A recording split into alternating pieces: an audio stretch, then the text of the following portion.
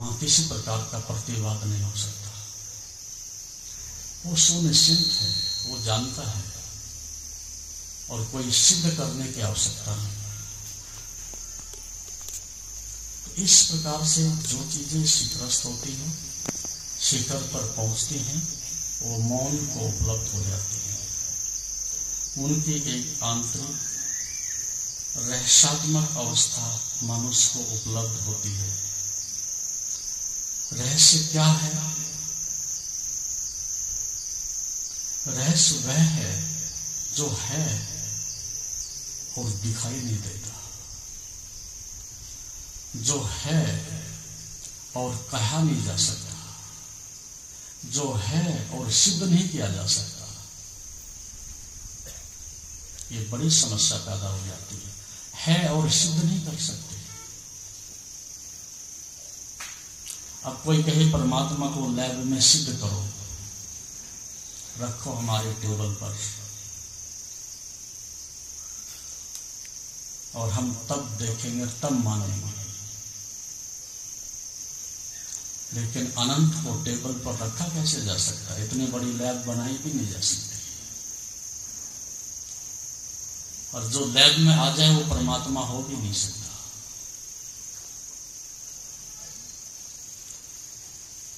इसीलिए जितना अनंत की ओर जाते हो उतनी चीजें अधिक रहस्यात्मक हो जाती हैं और इतनी प्रगाढ़ता से होती हैं, लेकिन शब्दों से अतीत होती है, भाषा से अतीत होती है।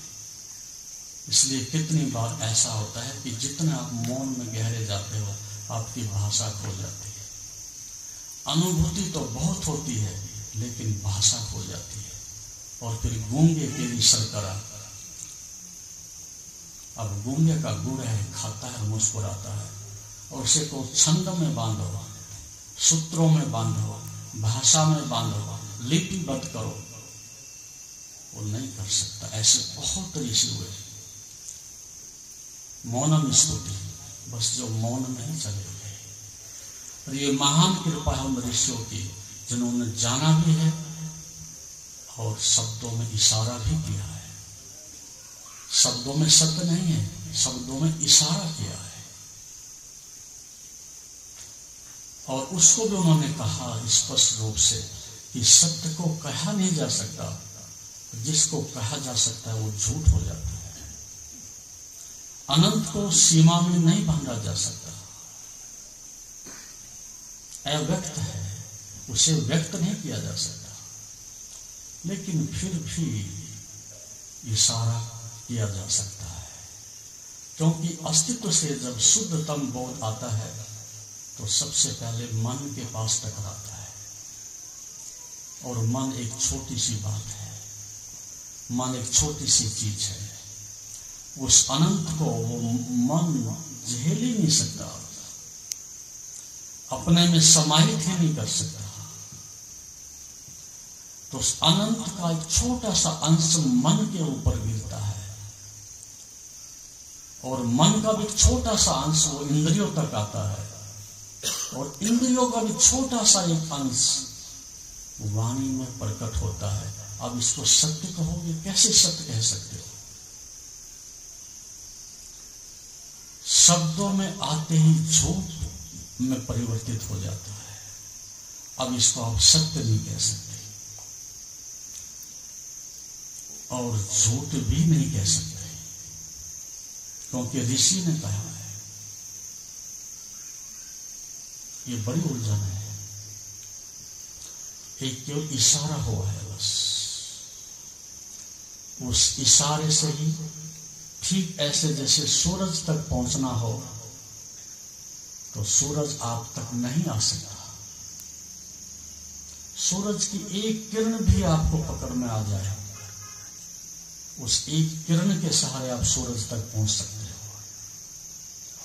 इसलिए एक अंश भी छोटा सा आपकी समझ में आ जाए, आपके अनुभव में आ जाए, आपकी साधना का अंग बन जाए, तब अनंत की यात्रा पर निकला जा सकता है। तो इस प्रकार से सत्य को कहो और सत्य का सौंदर्य बिगड़ जाता है।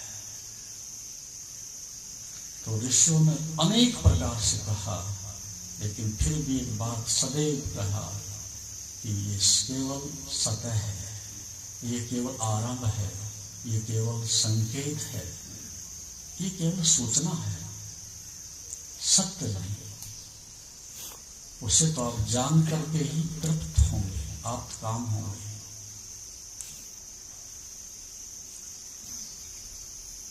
तो ऋषि कहता है कि जो संतोष से तृप्त है,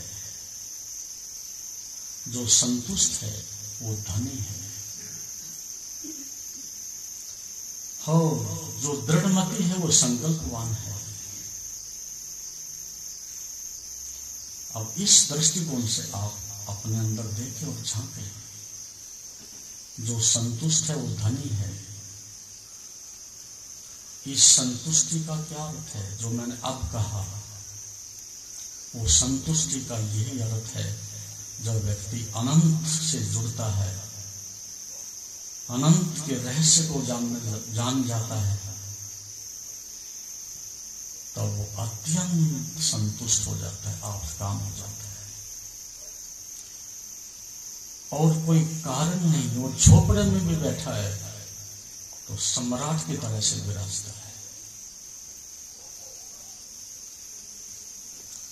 श्रीलंका में एक व्यक्ति आया है कहीं अमेरिका से, जापान से, और भारतीय योगियों को खोज कर रहा था।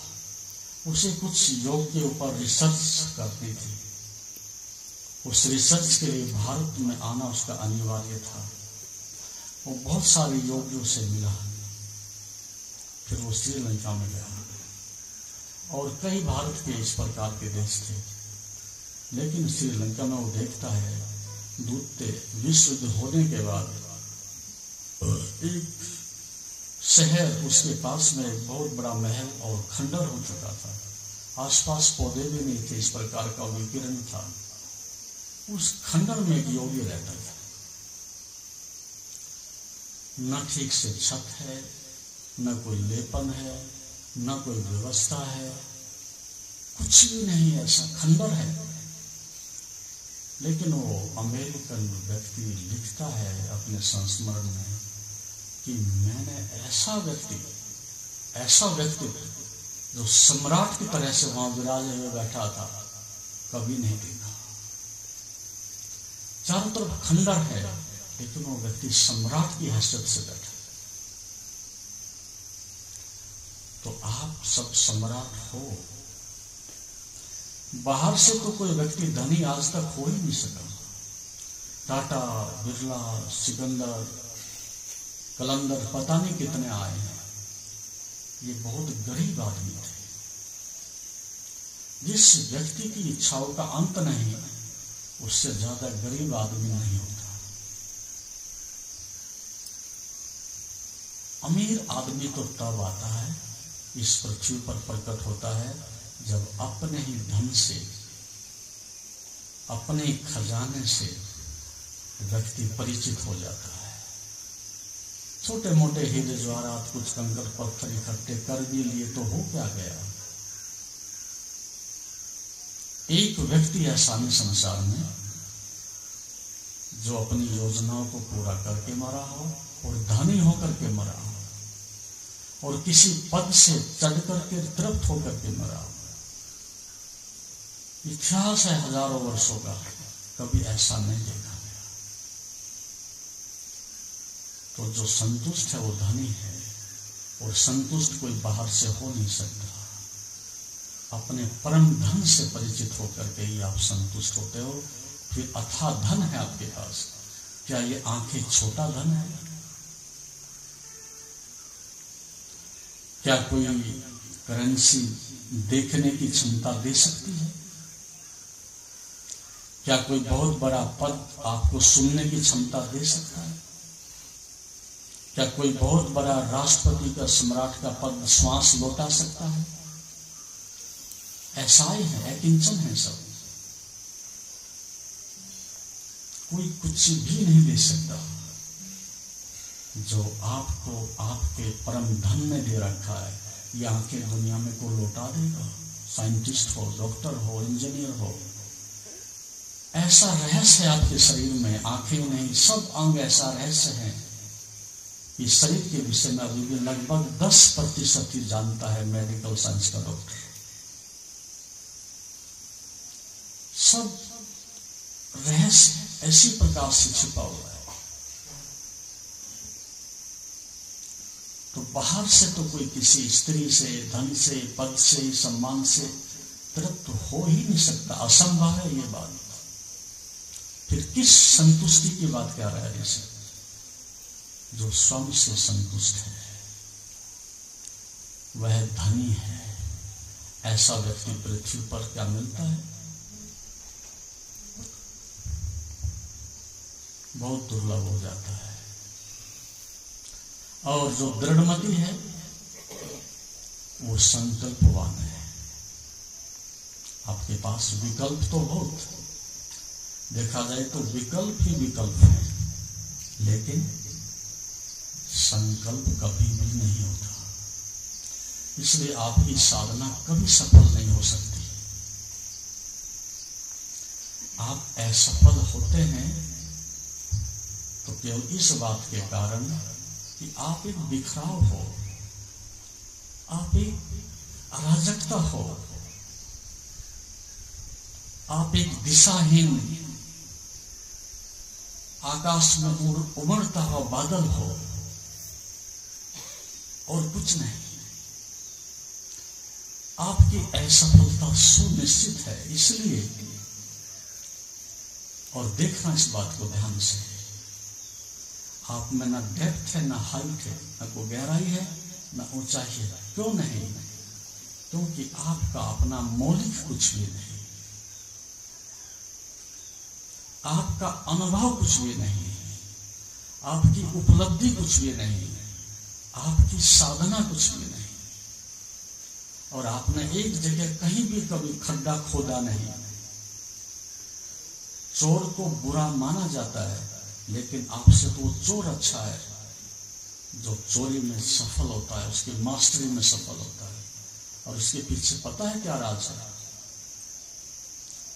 वो अपने काम के प्रति ईमानदार है। हालांकि गलत है, वो गलत दिशा में जा हुआ आदमी भी सफल है चोरी करने में, तो केवल एक बात के कारण कि वो 100% दांव पर लगाता है। और जब वो स्टीलिंग करता है, चोरी कर रहा होता है, उसकी सांस भी रुक जाती है, उसके पग चाप भी बिल्कुल मौन हो जाते हैं। और जो वस्तुएं मालिक को अंधेरे में नहीं मिलती, प्रकाश में भी ढूंढनी पड़ती हैं, वो चीजें चोर अंधेरे में निकाल करके ले आता है। और कई बार उदाहरण दिए हैं, चोर में और सत्य के खोजी में, साधु में समानता होती है। इसलिए परमात्मा को कई जगह उदाहरण दिया है अलंकारिक रूप से कि परमात्मा को चुराया जाता है।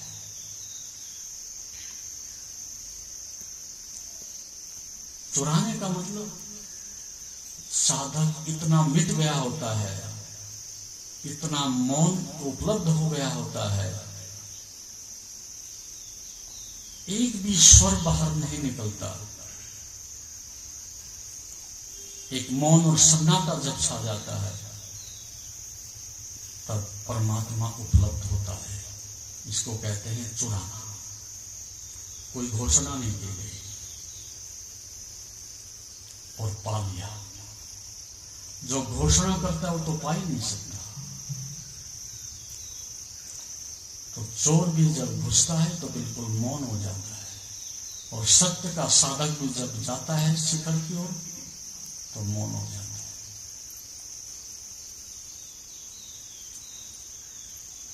तो संकल्प आपके पास बिल्कुल भी नहीं। मैं केवल कह दूं कि 5 मिनट के लिए आप एक पैर पर खड़े हो जाओ, या मैं कह दूं 5 मिनट के लिए अपने हाथ को अकम पर रख करके हवा में खड़े हो जाओ, या मैं कह दूं कि 5 मिनट के लिए आंखें बंद करो, उनमें कोई मूवमेंट नहीं होनी चाहिए। इतनी देर में तो आप कई बार उल्लंघन कर दोगे। या मैं कहूं कि कम से कम 5 मिनट के लिए होश रखिएगा। 1 सेकंड में होगा, होश खो जाएगा। आपके पास कोई विल नहीं है, कोई एकाग्रता नहीं है, सब बिखरा बिखरा है। इसलिए आप में कोई एकजुटता नहीं होती। और ये असाधना की दृष्टि से नहीं, संसार की दृष्टि से भी महत्वपूर्ण है। आप यदि संसार में इतने अराजकता से, बिखराव से, तनाव से, दुख से भरे हुए हो, तो उसके पीछे कारण है कि आपकी सभी इंद्रियां, सभी कारण सब बिखरे हुए हैं। और ऐसा व्यक्ति संतुष्ट नहीं हो सकता, तृप्त नहीं हो सकता, सुखी नहीं हो सकता। एक बच्चा इसलिए सुखी है कि वो एकजुट है, जो है जहां वो पूर्ण है। और आप इसलिए दुखी हो कि आप चारों दिशाओं से अपूर्ण हो। तो सुबह आप कुछ होते हो, दोपहर कुछ होते हो, रात्रि को कुछ होते हो, अमीर के सामने दूसरे ढंग से देखते हो, गरीब को दूसरे ढंग से देखते हो, स्त्री मिलती है तो दूसरी चाल चलते हो, पुरुष मिलता है तो दूसरे ढंग से देखते हो। ये बदलाव बताती है कि आपके अंदर एक स्वर नहीं है, एक धारा नहीं बह रही है, हजारों धाराएं बह रही हैं। अरे ऐसा बिखरा हुआ आदमी, टूटा हुआ आदमी, चली हुई कारतूस का आदमी साधना में कैसे सफल हो सकता है? साधना में सफल होने के लिए एकजुटता चाहिए, पूरी तन्मयता चाहिए, पूरी एकाग्रता चाहिए, एक लक्ष्य को भेदने के लिए एक साधन चाहिए, तब ये संभव हो सकता है। लेकिन आप में संकल्प नहीं, इसके लिए आपको अत्यंत पुरुषार्थ करना पड़ेगा, इस बिखराव को तोड़ना पड़ेगा। छोटे छोटे संकल्प लेकर के उन्हें अपनी बिखरी हुई ऊर्जा को एकत्रित करना पड़ेगा। ये पहला काम जो मैंने कल बताया था कि जो अपनी प्राण ऊर्जा को नमनीयता के शिखर तक पहुंचा देता है, वह शिशुवत सरल हो जाता है। यह कब हो सकता है? प्राण ऊर्जा को शिखर तक पहुंचाने का काम कब हो सकता है? जब आपके पास एक विल पावर होती है, संकल्प शक्ति होती है, दृढ़ निश्चय होता है। इसलिए भगवान पतंजलि ने सुंदर बात कही है, जो अन्यत्र कहीं कहीं नहीं गई। योग से चित्त वृत्ति निरोध। उस नियंत्रण में, उस निरोध में, उसके पीछे क्या खड़ा है? संकल्प का बहुत महान, श्रेष्ठ, विशाल अनुभव उसके पीछे खड़ा है। तो संकल्प जब पराकाष्ठा पर होता है तो चुपचाप समर्पण में प्रवेश कर जाता है।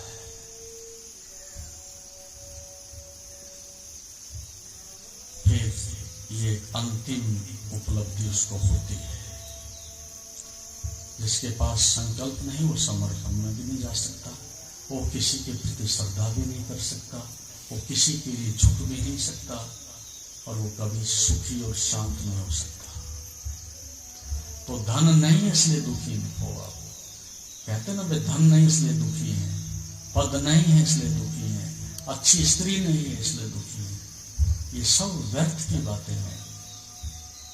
आपके दुखी होने का एक ही कारण है, आप एकजुट नहीं हो, आप एकाग्र नहीं हो, आप समग्र नहीं हो, आपके पास कोई संकल्प शक्ति नहीं है, संकल्पवान नहीं हो। तो आप संकल्पवान बनने की साधना करें, जो कहें उसको करें, चाहे छोटी बात कहें लेकिन पूरी करें, चाहे छोटा सा ही काम हो उसको पूरी प्रगाढ़ता से करें। और दिन में छोटे मोटे ऐसे संकल्प लेते रहना चाहिए। बड़े संकल्प मत लो सुबह सुबह कि मैं 3 बजे उठूंगा, मन नहीं उठने देगा। धीरे धीरे वापस लौटो, लंबी छलांग मत लो। 5-5 मिनट के 10-10 मिनट के इस प्रकार के संकल्प लो, सफल हो सकते हैं लोग। क्योंकि एक बार असफल हो गए तो फिर आपको मन सफल भी नहीं होने देगा।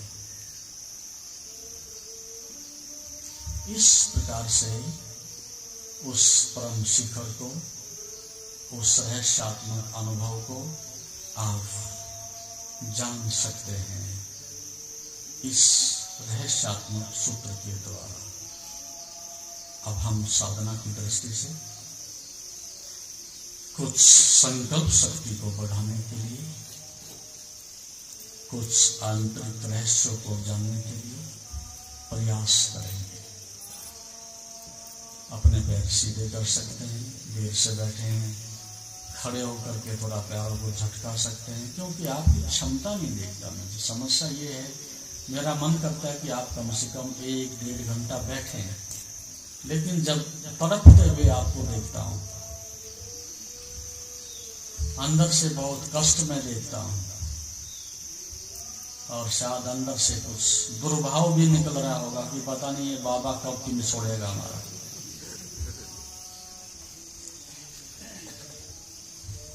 ऐसा भी कहने लगते होंगे, इसमें क्या कोई आश्चर्य की बात है? सजा हो